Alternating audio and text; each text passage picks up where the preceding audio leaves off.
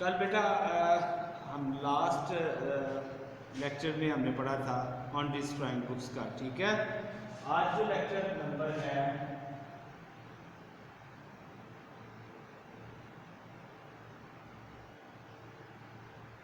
Lecture number क्या है? 18, lecture number 18, ठीक है। और हम पढ़ रहे हैं on destroying books, on destroying books. जैसे स्क्वायर में इसको लिखा हुआ है, किताबों के बारे में था वो। उसने एक थैले का बंदोबस्त किया था और जेसी स्क्वायर ने और अपने शोल्डर्स पे वो किताबें रखी थी उसमें डाल के और चल पड़ा था। किस तरफ चल पड़ा था? दरिया की जानिब। रास्ते में तरह तरह के ख्यालात उसके माइंड में आते हैं और वो डर जाता है, हालांकि ये सब कुछ उसका एक वहम होता है। फिर आगे कॉफ़ी स्टॉल तक जाता है, एक ब्रिज है जहाँ पे उसने खड़े होके इन किताबों को दरिया में फेंकना है। लेकिन उससे पहले एक कॉफ़ी शॉप आती है, एक होटल आता है। वो होटल जो है वहाँ पे लाइट्स वगैरह लगी हुई हैं और चंद एक आदमी बैठे हुए हैं।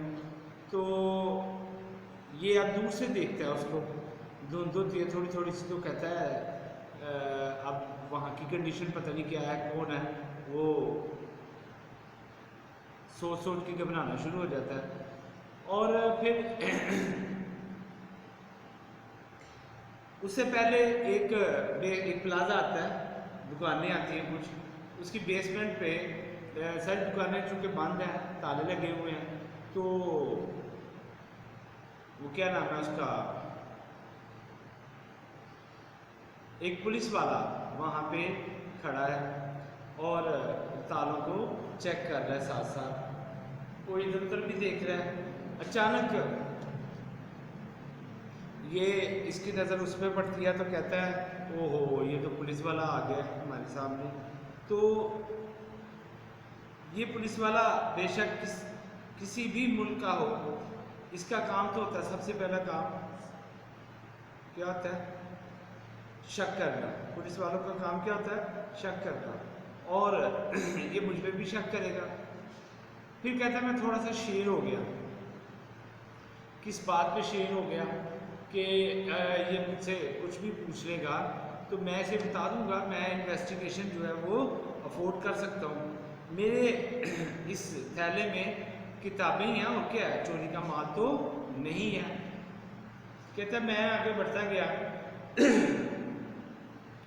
और ताहम मुझे पता था कि इसमें नई किताबें भी हैं। वो ये भी पूछ सकता है पुलिस वाला कि ये नई किताबें आप कहाँ से लेकर आए हो, कहीं चोरी तो नहीं की। एनीहाउ मैं आगे बढ़ता गया। वो पुलिस वाला सरसरी सी निगाह उसने मुझ पर डाली और आगे बढ़ गया। मुझे थोड़ा सा हौसला हुआ, मेरी सांस में सांस आई और मैं आगे को बढ़ गया। बिल्कुल ब्रिज, ये समझ लीजिए एक ब्रिज है, उसके साथ ये दीवारें बनी होती हैं, ठीक है। ये दरिया है, यहाँ पे सेंटर में आके वो बंदा यानी जेसी स्क्वायर वो क्या कहता है?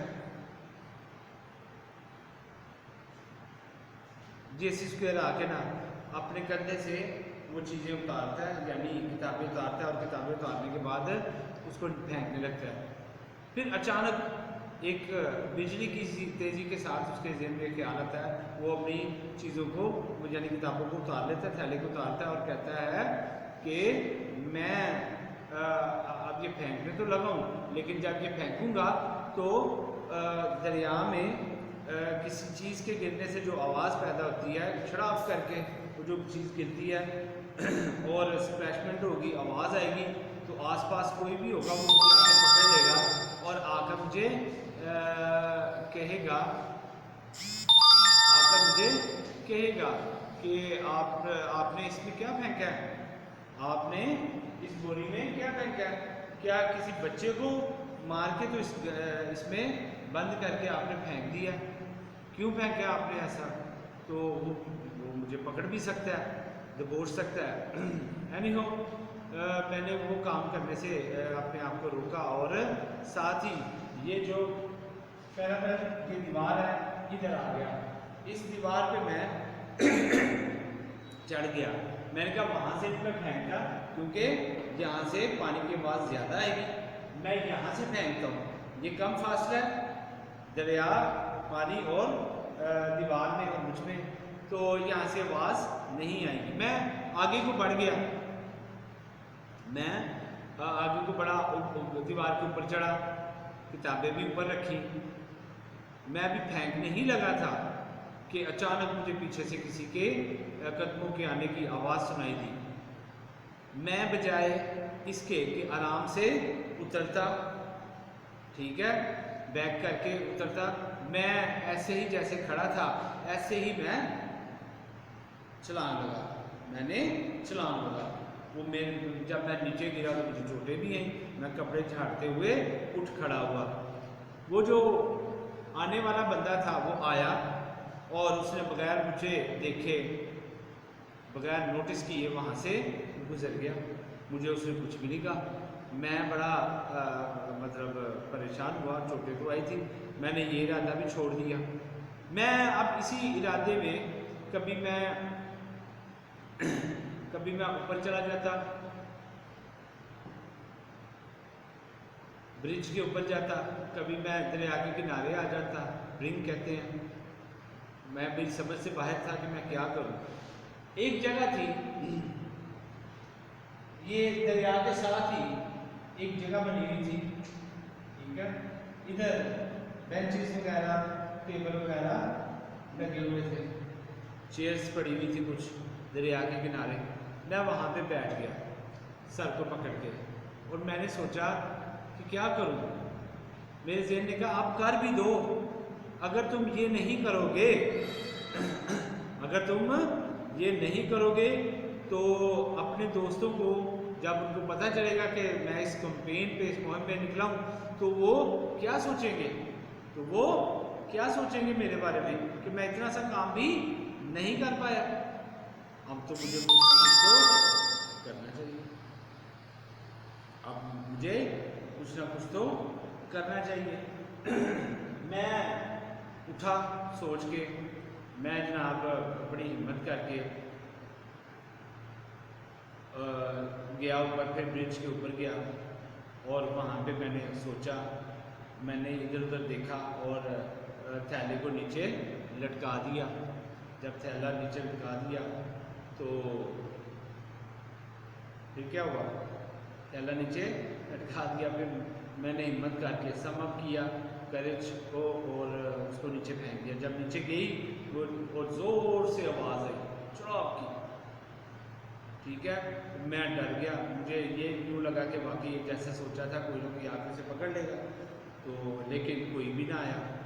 और इस तरह से मैं देखा इधर उधर और जल्दी से पाँव उठाता अपने घर की जानिब तेज़ी से चलना पड़ा, यानी ब्रिज से अपने घर की जानिब चलना शुरू हो गया। और अभी सख्त सर्दी थी, तो इतनी सर्दी में भी उसको पसीना आ रहा था सोच सोच के कि उसने ये काम क्या किया, किताबों को कैसे उसने बाहर फेंक दिया, दरिया में फेंक दिया। वो जो ही अपने घर की जानिब जा रहा था, तो रास्ते में उसको जहन में आ गई किताबें कि उसने किताबों के साथ अच्छा सलूक नहीं किया, और किताबें सोचना शुरू हो गया कि इन किताबों को उसे नहीं फेंकना चाहिए था, ठीक है, और उन किताबों को या तो वो किसी को दे देता पढ़ने के लिए, तो ये अच्छी बात थी, या फिर अपने पास ही रखता। जितना वो डिज़र्व करती थी उतना मैंने उनके साथ अच्छा सलूक नहीं किया। तो ये कहता है कि पेचीदगियाँ बढ़ती जा रही थी मेरे जहन में, और मेरे जहन में फिर वो आ गई किताबें जो मैंने वहाँ पे फेंकी थी। ठीक है, कहता है ऐसी किताबों को फांसी लगाना, फेंकना आसान काम नहीं होता। आई टर्न होम, मैं वापस अपने घर मुड़ा और बड़े उदासी के साथ, किताबों को फेंकने के बाद अब उदासी के साथ इतनी ठंड में मैं घर वापस जा रहा था और सोच रहा था कि अब किताबें दरिया की तह में बैठ गई होंगी और वहाँ तो कीचड़ होता है और वो जो है कीचड़ में लथपथ हो गई होंगी और थैला जो है वो गल सड़ गया होगा, उसमें से किताबें बाहर निकल गई होंगी, उनके जो पेजेस हैं वो भी ये जो टॉरेंट्स हैं, ये टॉरेंट्स में लहरें जो हैं उनमें